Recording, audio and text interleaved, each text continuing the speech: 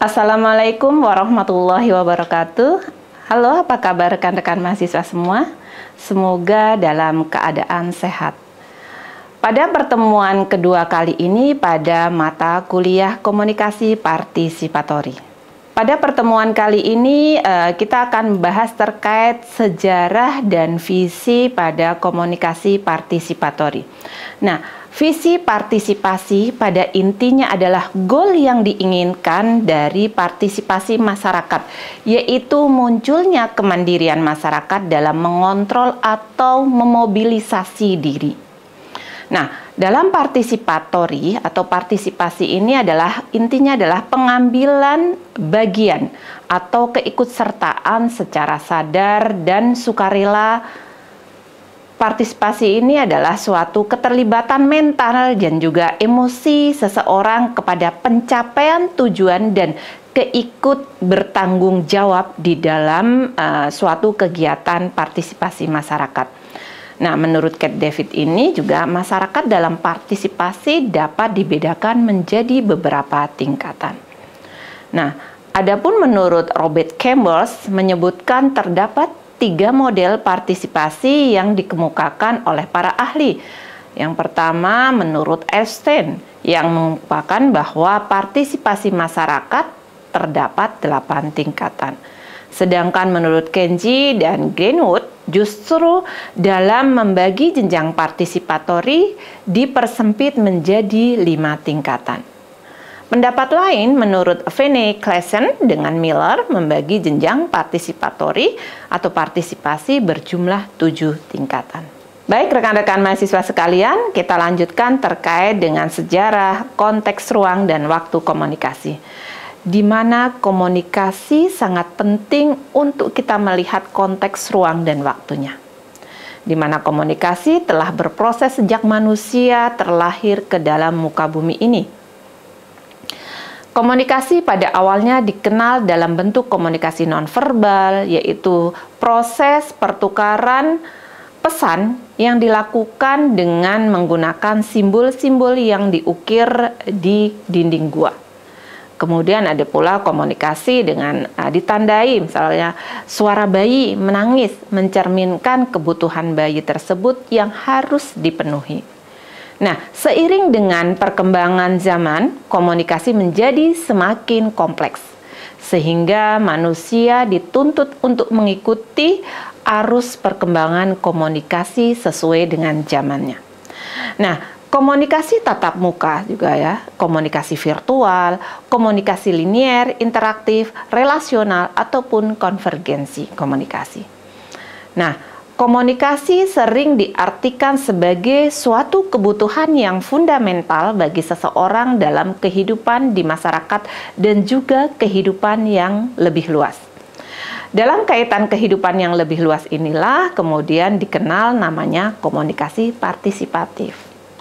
Nah, baik rekan-rekan mahasiswa sekalian, kali ini Ibu juga akan membahas terkait dengan komunikasi efektif vs tidak efektif.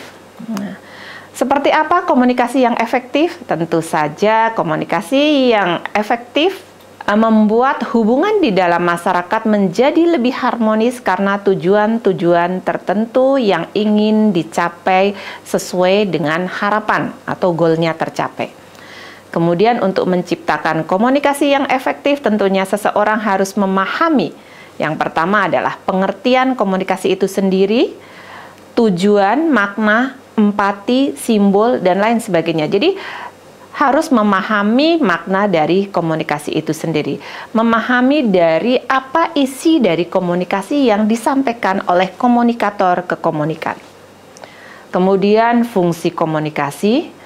Kemudian target atau sasaran dalam komunikasi, yang selanjutnya adalah prinsip-prinsip dalam komunikasi dan ilmu komunikasi lainnya yang diterapkan dalam implementasi partisipasi masyarakat.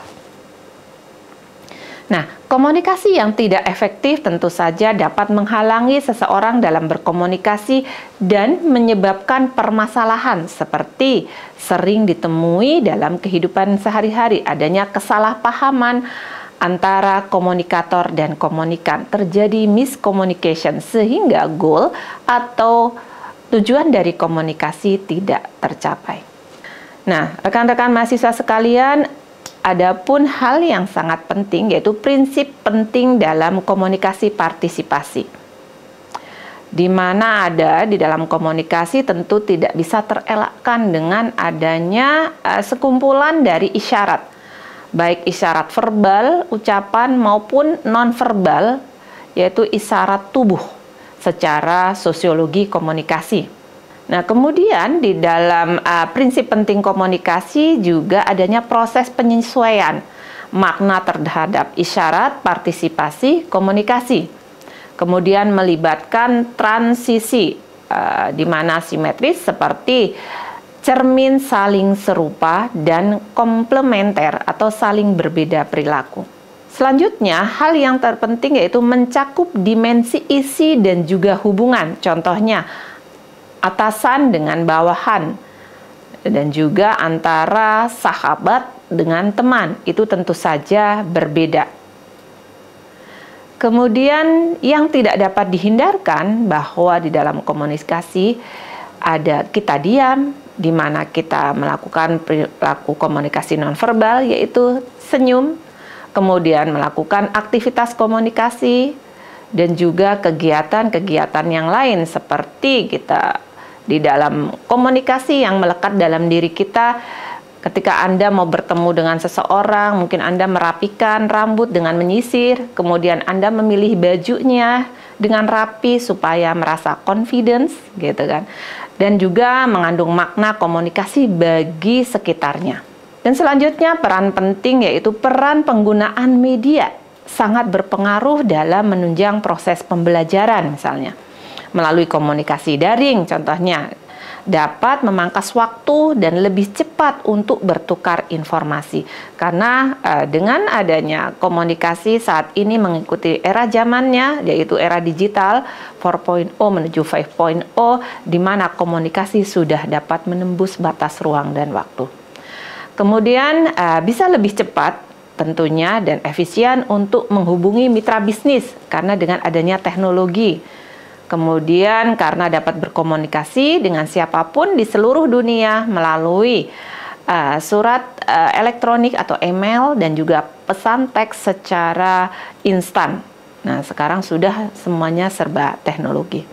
Oke, baik rekan-rekan mahasiswa sekalian, selanjutnya yaitu terkait apa peran media dalam masyarakat. Nah, rekan-rekan tentu saja tidak pernah terlepas dari yang namanya media. Apalagi saat ini media massa, media baru. Nah, saat ini peran media di dalam masyarakat seperti media massa berfungsi menjadi agen perubahan dan rekayasa sosial. Kemudian terkait dengan hal itu, meskipun rekan-rekan berada di luar sistem pemerintahan, media massa memiliki posisi strategis sebagai alat kontrol sosial dan sumber informasi bagi masyarakat. Nah, peran media dalam kehidupan sehari-hari yakni sebagai komunikator serta agent of change dan sarana interaksi, di mana media memiliki peran yang sangat penting sehingga posisi media massa pun menjadi penting di dalam masyarakat itu sendiri. Nah, apa sih tujuan penggunaan media? Nah, rekan-rekan tentu saja mungkin terpikir ya dalam benak kalian. Apa sih sebenarnya tujuan penggunaan media dalam pembelajaran? Yaitu salah satunya adalah mengefektifkan proses penyampaian informasi kepada peserta didik.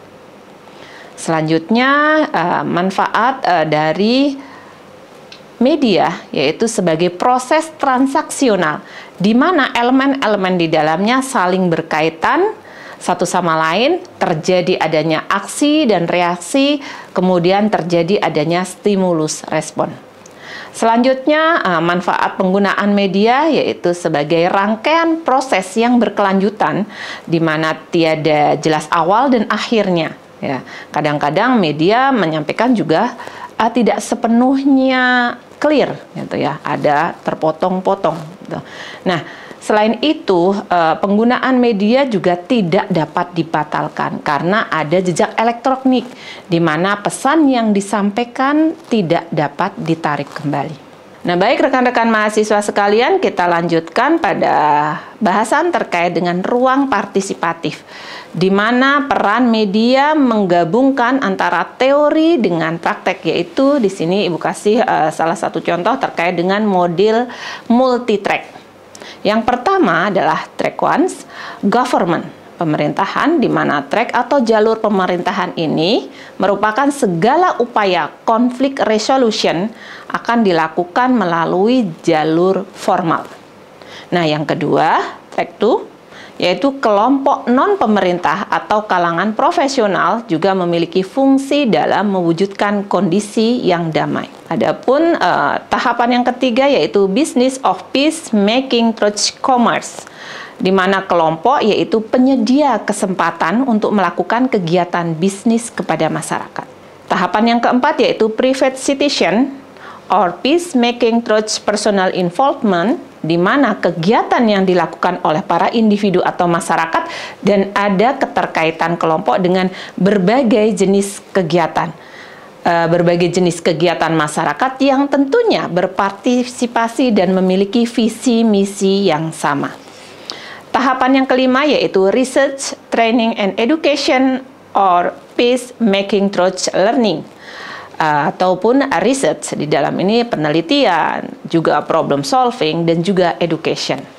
Selanjutnya yaitu pada tahapan yang keenam, yaitu activation or peacemaking through advocacy, di mana perdamaian untuk memperjuangkan hak dan masyarakat yaitu masyarakat untuk memperoleh perdamaian. Yang ketujuh yaitu religious or peacemaking through faith in action, di mana terdapat perlindungan terhadap masyarakat yang menganut agama. Tahapan yang kedelapan yaitu founding or peacemaking through providing resource, di mana terdapat filantropis dan perusahaan yang memberikan donatur atau fasilitas. Nah, biasanya masyarakat akan lebih antusias karena mendapatkan bantuan. Yang kesembilan yaitu communication and the media or peacemaking through information. Di sini terdapat dua sisi, yaitu media di tangan seorang yang mencintai perdamaian maka akan memproduksi konten-konten yang memperjuangkan perdamaian itu sendiri. Adalah hal yang positif. Namun di sisi yang lain yaitu media cenderung dipenuhi dengan provokatif. Jadi informasi-informasinya lebih provokatif dan hal ini lebih ke arah negatif. Oke, baik rekan-rekan mahasiswa sekalian, demikian penjelasan pada pertemuan kedua kali ini. Terima kasih atas perhatian, salam sehat selalu. Wassalamualaikum warahmatullahi wabarakatuh.